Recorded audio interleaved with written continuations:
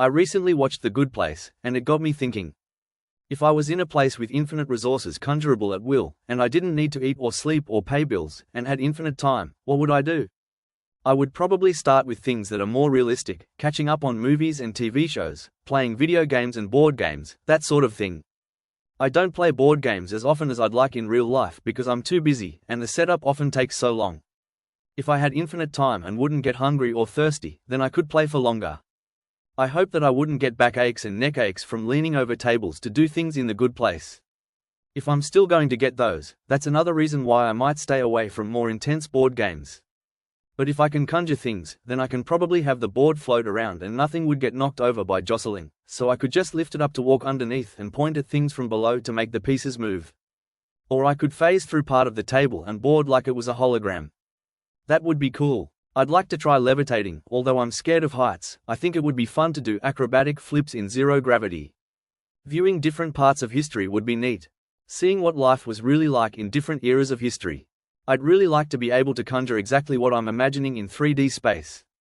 I'm not very artistic, and often struggle for words to describe things that I'm imagining which don't already exist.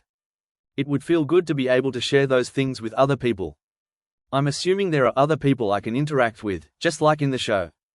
I'd try to snap my fingers to convert books into movies for myself, but if that wasn't within my conjuration powers, then I'd settle for reading books or having them narrated to me.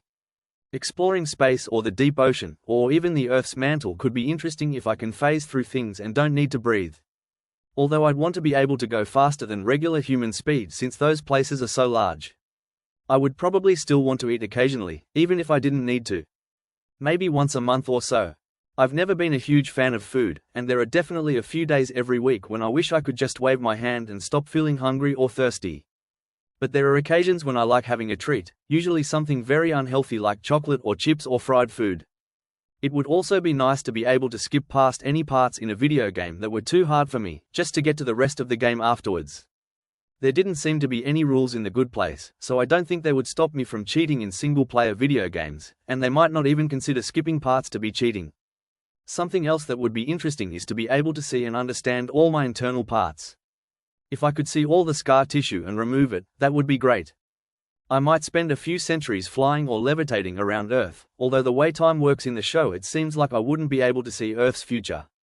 Exploring the invention of fire, or the wheel, or currency would be pretty cool as a day trip, but I wouldn't want to spend too much time doing those sorts of things. I would probably spend a few years fast-forwarding through my past to remember things that I've long since forgotten in real life. Answer those evasive questions, figure out what really happened, just for the closure. I would like to crowd surf over a pool of cats, but I'd have to be as light as a plushie to do so effectively. What about climbing a 50-foot tall ultra-soft plushie? Rolling down it like it was a grassy hill, or jumping up and down like it was a bouncy castle? Could I have a simulation of Earth so I could interfere and see what alternate histories get created? What if the Bronze Age collapse never happened? Were there any changes I could make to allow multiple hominid species to coexist long-term? If I prevent the bubonic plague, what impact does that have on Central America? What if I prevent the Abrahamic religions from being founded? What if I convince early computer designers to use dimmer switches instead of on or off light bulbs? What if I introduce the scientific method to Stone Age people? I could spend thousands of Beremies finding and tweaking key points in history to see what would happen. How many undiscovered geniuses would I find who died as infants in real life? How would their contributions shape the world? For those who haven't seen the show, Beremy, short for Jeremy Beremy, is the unit of time used in The Good Place. They explain that time isn't a line but an elaborate loop, when looked at from a certain angle seems to spell out the words Jeremy Beremy in cursive English. The dot on the I is a segment of time completely cut off from the rest of time. Depending on how the conjuration system works, I think it would be interesting to see what some historical films or TV shows would have been if they had all the time and money they wanted to bring their vision to life. I would want to see every animal that ever existed. Mostly the mammals and reptiles, but also other types. If they couldn't hurt me and I couldn't hurt them, it would be interesting to do. See what the rhapsid dinosaurs really looked like on the outside. Maybe get a glimpse at the Precambrian soft-bodied animals which were not preserved as fossils. Oh, I just thought of another alternate history. What if I just stop hominids from expanding?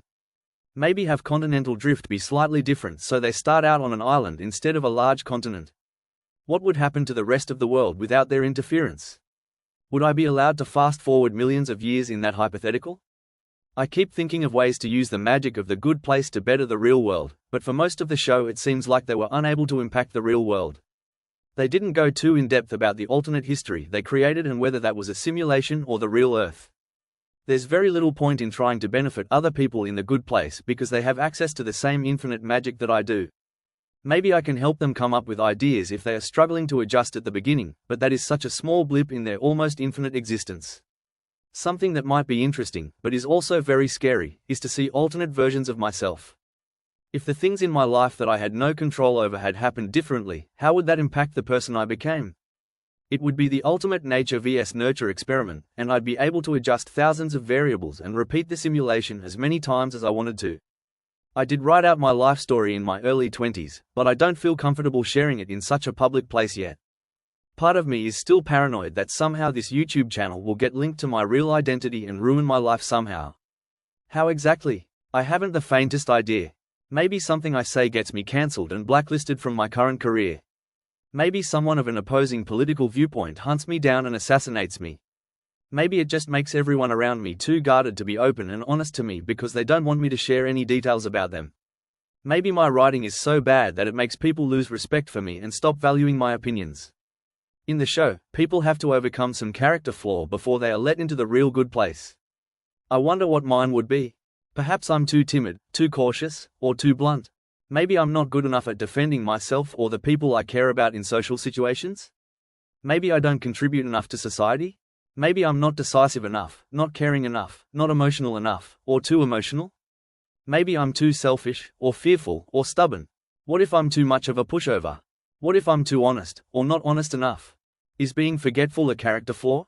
In the show they seem to treat some things as beyond the person's ability to change, and other things as character flaws to be fixed with enough practice and training.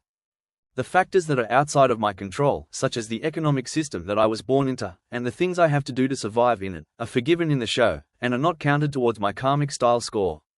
What about doing things the easy way because I'm too exhausted and broken down from everything else I have to do that doesn't have an easy way? Will that be held against me in the good place? Will my trial be to cook a healthy meal every day despite long working hours, physical and mental pains and exhaustion, and other responsibilities and obligations? I know this is a personal topic, but comment below anything you are comfortable sharing about what you would do in the good place, or what you think your character flaw trial would be. As Shrek would say, better out than in.